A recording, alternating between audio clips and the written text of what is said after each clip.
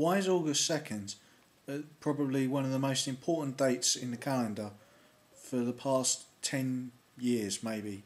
Because the debt cycle of America, which is about $14.7 trillion a year, it's finally reached its debt limit.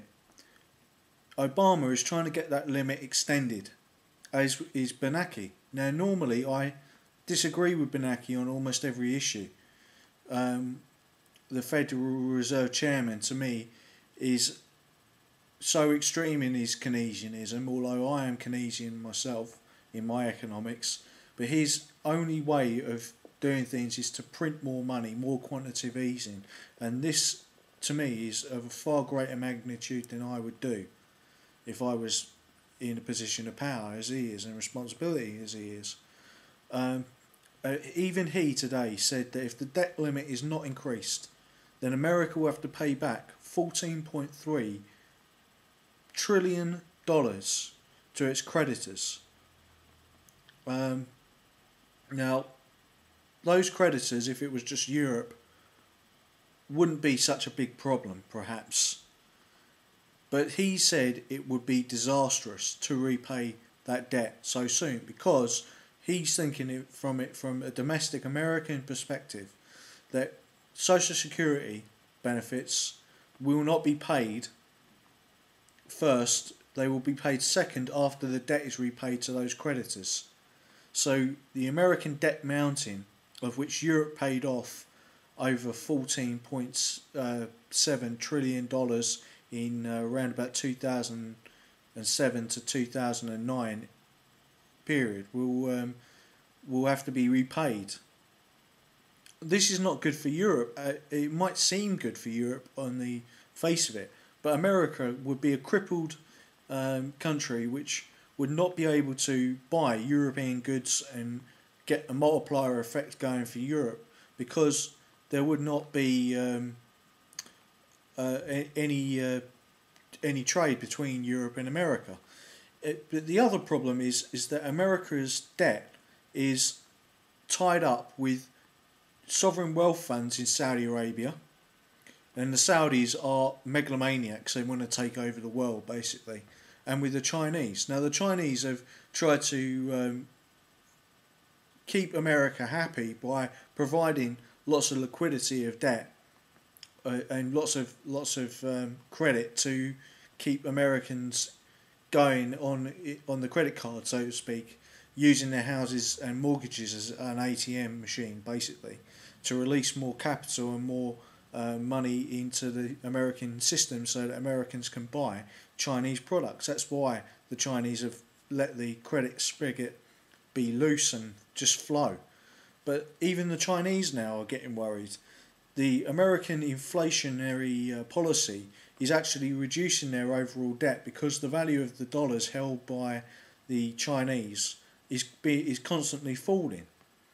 Now, there is a theory to say, and in a currency war, that you're actually killing your own troops by devaluing your currency, but you're also devaluing the amount of debt you owe. So from that perspective, I can see why Bernake is doing this, but it's a nakedly nationalistic way of going around a monetary policy, and it's exporting inflation not only to China, which to reduce its debt, but also to Europe, which isn't helping with the financial crisis in Europe. I'm very hard on the Federal Reserve, but let's be a bit softer on the United States, because the Federal Reserve and the United States are not the same thing.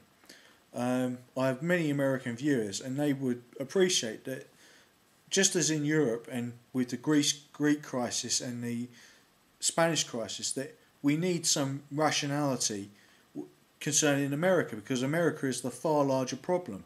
You have 114% debt in your currency. The dollar could collapse.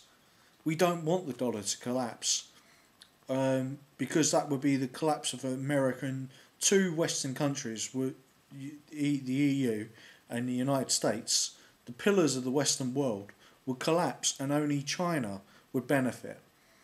You know, communist China who kills 1 million people, their own people, every year. Communist China is building a blue water fleet, or the Saudi Arabians would benefit because they would be able to spread jihadist Islam all throughout the Western world. This would be not only the end of American capitalism, but the end of European social democracy, and this would not be good for the Western world. So what can we do to help the Americans out?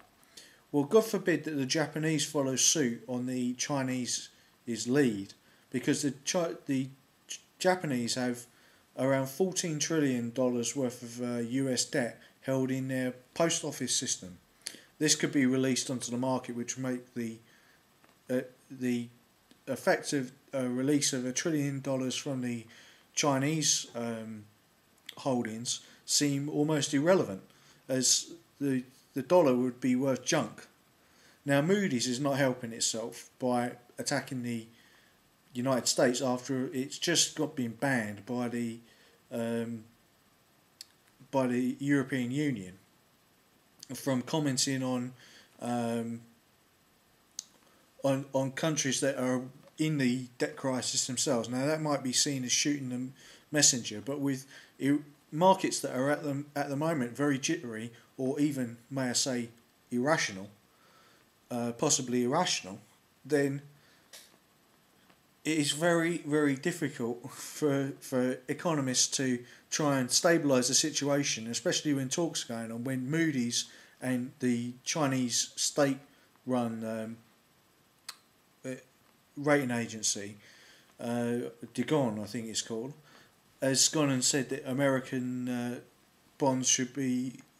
Treasury bonds should be devalued from their AAA rating to less than that, and possibly this is a slippery slide to the American dollar collapsing and they're being worth junk, as Greece has done. Now, the Americans under Geitner and Bernake have not seen to help Greece in the way that the European Union would have liked them to do, or even the IMF, which is an American-led organisation, even though it's got Christine Lagarde, a European, at its head. The simple question is, does the state have the ability to intervene and stabilise the situation, or can it get corporations to subvert their own, subdue their own self-interest for the interest of the government and the state and the nation and the wider Western world? In both the case of the EU and the United States and Canada and other countries which are in a similar situation. Although Canada in that respect is good economic growth, as does Germany. What can be done? It's a very difficult question, and on August 2nd, we will find out what the answer will be.